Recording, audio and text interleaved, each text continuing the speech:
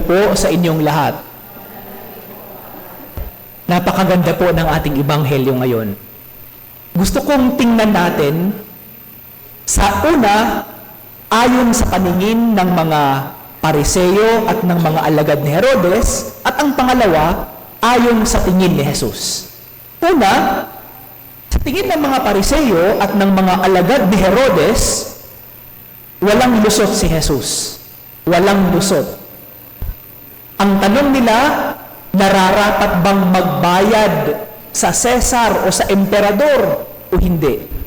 Pag sinabi ni Jesus na hindi, kinakalaban niya ang emperador ng Roma at pwede siyang patayin. Pag sinabi niyang nararapat, kinakalaban naman niya ang buong Israel at pwede siyang itiwalag. Pwede rin siyang batuhin ng mga Israelita, ng mga Hudyo. So, sa tingin ng mga Pariseo at ng mga alagad ni Herodes, walang lusot si Jesus. Yun ang akala nila. Tingnan naman natin, papaano lumusot si Jesus.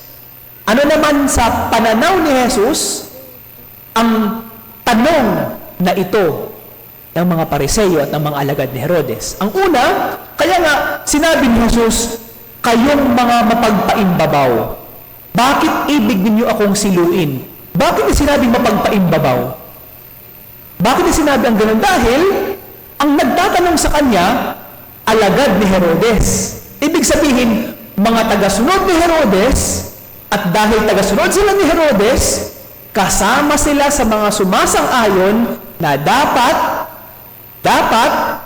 ang bayan ng Israel, ang mga Hudyo, magbabayad ng buwis sa emperador, sa mga Romano. Tagasunod sila ni Herodes, ibig sabihin, kasamahan nila ang hari, ibig sabihin din, sang-ayon sila kung ano ang nais ng emperador, kung ano ang nais ng hari, yun ang dapat na kanilang itinuturo at ipinaglalaban at ini-explain sa harapan ng maraming tao ng buong Israel. So yun po ang una. Kaya sinabi niya, kayong mga mapagpaimbabaw, dahil ang mga tao na nagtatanong, sila mismo, alam nila ang sagot. Sila mismo, ang tanong nila, going against sa kanilang tinuturo at pinaniniwalaan. Yun ang una. Ang pangalawa, ano ang tanong ni Jesus sa kanila? Bigyan ninyo ako ng denaryo. So, nagbigay sila ng denaryo. Kapag mayroon kang pera ng bayan, sa bayan kung saan ka nakatira, kung saan ka nandun, ibig sabihin, may obligasyon ka. Dahil ginagamit mo ang pera nila, may obligasyon kang magbayad ng buwis. Kung nandoon ka sa Amerika at mayroon kang dollar, dahil nandoon ka sa kanila at hawak mo ang kanilang denomination, ibig sabihin, obligasyon mo, may obligasyon ka sa estado na magbayad at sumang-ayon kung ano ang batas nila tungkol sa pagbabayad ng buwis. Sa pangalawang tanong ni Jesus, sinagot na nila ang kanilang katanungan. Sila mismo ang sumagot sa kanilang katanungan. Just to have the money, the denarius, gives them the obligation to pay the tax to the emperor. Dahil mayroon silang pera ng emperador ng Roma, ibig sabihin, dapat lang na magbayad sila ng buwis dahil ginagamit nila ang denomination.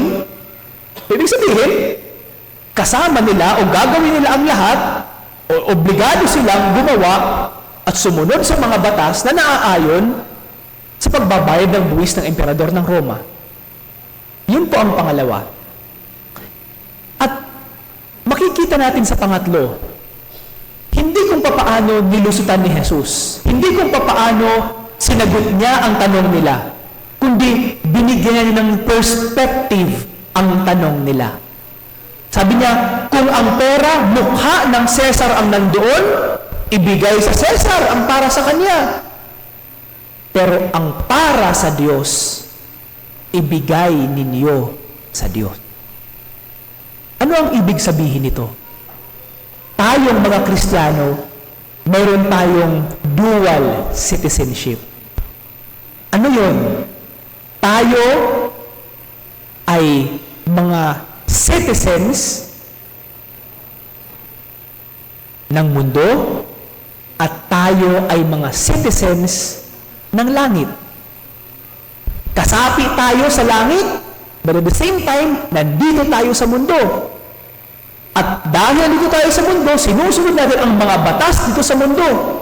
At dahil tayo ay Kristiyano, tagasunod ni Kristo, tagasunod ni Jesus, tayo rin ay mga tauhan sa langit. At ang ating dasal lagi na sana hindi magbabangga ang ating pagiging dual citizens. Dapat sana iniisip natin, sana hindi makukompromiso ang mga bagay na gusto ko dito sa lupa at ang aking pagnanais na makarating sa langit. Yun nga lang, sa maraming pagkakataon, we always strike a compromise. May mga pagkakataon na ang mga bagay na ating ginagawa dito sa mundo, hindi sumasang-ayon sa mga batas na itinuturo sa atin ng Diyos para tayo ay makapunta sa langit. Ano ang mga batas na ito? Napakarami po. But I can cite several examples. Isa, dalawa siguro. Una, sa konteksto ng ating panahon ngayon, sinasabi, ako ay isang tao, ako ay isang babae, kung ano ang gawin ko sa aking katawan, dahil akin ito, gagawin ko. Kung ano ang mayroon ako sa loob ng aking katawan, dahil akin ito, pwede kong gawin.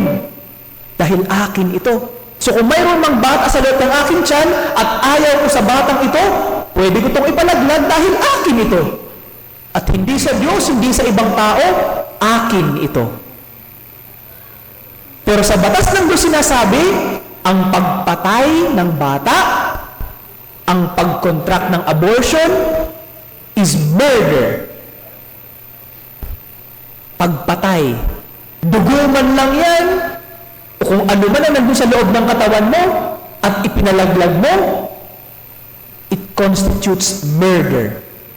Isang pagpatay ng buhay ng isang tao.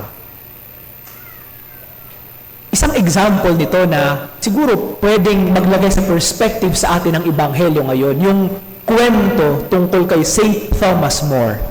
Hindi ko alam kung familiar kayong lahat. Si St. Thomas More ay isang statesman sa Inglaterra. At ang konteksto nito, si King Henry VIII, ang hari during that time sa Inglaterra. Meron siyang asawa, kinasal sa simbahan. Gusto niyang hiwalayan ang kanyang current na asawa. Sumulat sa Santo Papa, humingi ng basbas na sana i-annul ang kanyang kasal. Yun nga lang, walang valid na dahilan bakit magpapa-annul siya. So ang ginawa ng Santo Papa, hindi siya pinayagan. Dahil siya ay hari, iniisip niya, kaya kong gawin dahil ako ang hari, kaya kong gawin ang lahat ng gusto ko sa aking kaharian. Ang kanyang ginawa, nag-asawa siya ng iba, gumawa ng isang kasulatan. Lahat ng kanyang mga kaibigan, lahat ng mga kasama niya sa kanyang kaharian, pipirma na sila ay sumasang-ayon na karapat-dapat lamang siya at tama ang kanyang ginawa. Lahat pumirma, maliban kay Santo Tomas. Maliban kay Santo Tomas. At ang banta sa kanya, kapag hindi ka pumirma, it's an act of treason. At pwede kang patayin. Nandoon ang kanyang pagnanais na manindigan dahil isa siyang statesman. Sinusuportahan niya ang hari. But at the same time, nandun din ang kanyang paninindigan na siya ay isang Kristiyano. Siya ay isang Katoliko. At hindi pwede na mangingibabaw ang batas ng tao sa batas ng Diyos. So ang nangyari, mas pinili niyang sundin at ituro ang tama at katotohanan at sundin ang batas ng Diyos. At siya ay pinatay. Ano ang itinuturo sa atin ng Ebanghelyo ngayon? kung dumating man yung punto sa ating buhay sa maraming pagkakataon na nag-aagaw ang ating prinsipyo sa mundo at ang itinuturo ng ating simbahan at ang itinuturo ng batas ng Diyos, sana po, we do not make a compromise.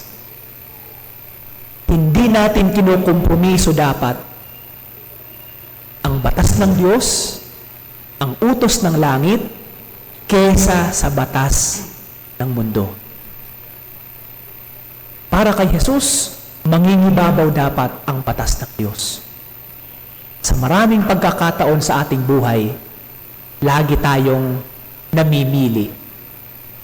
At sana po sa ating pagpili, hindi nakukompromiso ang ating paniniwala sa Diyos at ang ating konsensya sa loob ng ating puso.